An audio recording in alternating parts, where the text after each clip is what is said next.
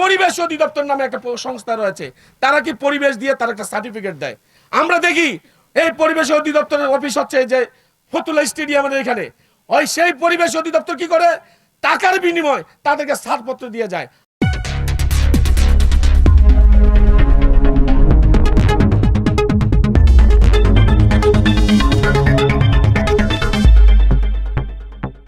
সালাম still, Kamal still, Shahjalal এবং এই কদমতলী স্টিল মিলের মালিকরা একদিনে 5টা মামলা দিয়েছে যারা আন্দোলন করেছে।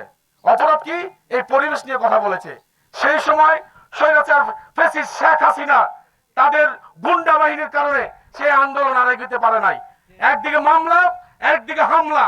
এই যে হামলা এবং মামলার কারণে এলাকাবাসী স্তব্ধ হয়েছে, কথা বলার সে সুযোগ পায়নি। গত 5ই আগস্টের পরে, শেখ হাসিনা পালানোর পরে এই এলাকাবাসী সেই কথা বলার সুযোগ পেয়েছে। আজকে যে নতুন প্রজন্মরা এখানে দাঁড়িয়েছে, আমরা হয়তো সেই আন্দোলনে সাকসেস হতে পারি নাই, কিন্তু আমরা আশা করি এই তরুণরা যারা যে উদ্যোগ নিয়েছে সেই উদ্যোগ তারা সেটা বাস্তবায়ন করবে। আজকে আমি আরেকটি কথা বলতে আপনাদের জানার জন্য বলছি, আমরা কুতুবপুর ইউনিয়ন নাগরিক কমিটির ছাত্র বিষয়ক সম্পাদক, কুতুবপুর নাগরিক ছাত্র কমিটির আহ্বায়ক এই জেনি রয়েছে। আমরা 2009 সালে এই কুতুবপুর নাগরিক কমিটির পক্ষ থেকে একটা প্রস্তাবনা দিয়েছিলাম। সেটা কি? সেটা হলো যে এই ডিএনডি প্রকল্প এলাকাকে আবাসিক এলাকা হিসেবে ঘোষণা করতে হবে।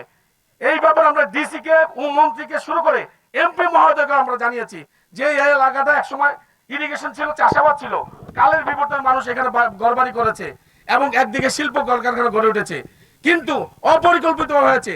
এখন সেখানে এই এলাকা 5 লক্ষ লোক বসবাস করে, একদিকে আবাসস্থল আরেকদিকে শিল্প এলাকা। এটা হতে পারে না। শিল্প এলাকার জন্য একটা নির্দিষ্ট এলাকা তৈরি করা দরকার।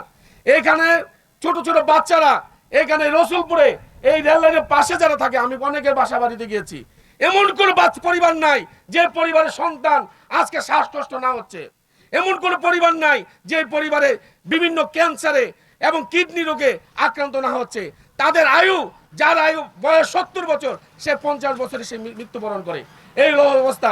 আজকে আমরা বলতে চাই, পরিবেশ অধিদপ্তর নামে একটা সংস্থা রয়েছে, তারা কি পরিবেশ দিয়ে তার একটা সার্টিফিকেট দেয়।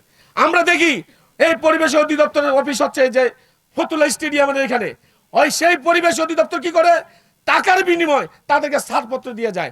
আমরা বহুবার গিয়েছি, বলছে আমাদের ছাড়পত্র আছে, অথচ আপনারা জানেন এই যে কারখানাগুলো যখন ধোঁয়া ছাড়ে তখন মনে হয় শীতের কালো চোয়া মানে আচ্ছন্ন হয়ে পড়ছে, মনে হয় যে শীতের কালো ধোঁয়া হচ্ছে, এইরকম একটা পরিস্থিতি। আজকে এখানে আমরা পরিষ্কার ভাষায় বলতে চাই, পরিবেশ অধিদপ্তরকে আগে সংস্কার করতে হবে। সব জায়গায় সংস্কার হচ্ছে, পরিবেশ অধিদপ্তরকে সংস্কার করতে হবে। আজকে অনেকে বলবেন যে আপনারা কি কারখানা বন্ধ করে দিতে চান, শ্রমিকের পেটে লাথি দিতে চান। আমি নিজেও শ্রমিক রাজনীতি করি, আমি শ্রমিকদের পেটে লাথি দেওয়ার জন্য নয়।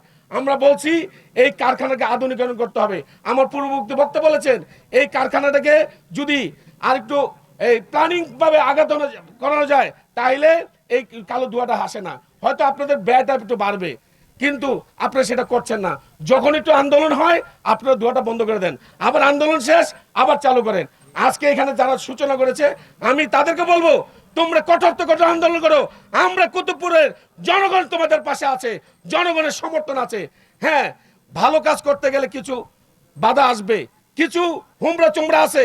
এই মেল ব্যক্তির থেকে কি করে প্রতি মাসে একটা কি বকরা খায়, চাঁদা খায়, বিভিন্ন মাদ্রাসায় টাকা দেয়, মসজিদে টাকা দেয়। এই দেওয়ার অজুহাতে তারা মনে করে পুরো এলাকাটা তারা কিনা ফেলাইছে। আজকে আমরা বলতে চাই, মাদ্রাসা দান করেন কোনো আপত্তি নাই, মসজিদে দান করেন কোনো আপত্তি নাই, নেতারা খায় কোনো আপত্তি নাই, কিন্তু আজকে এই কালো ধোঁয়া বন্ধ করতে হবে।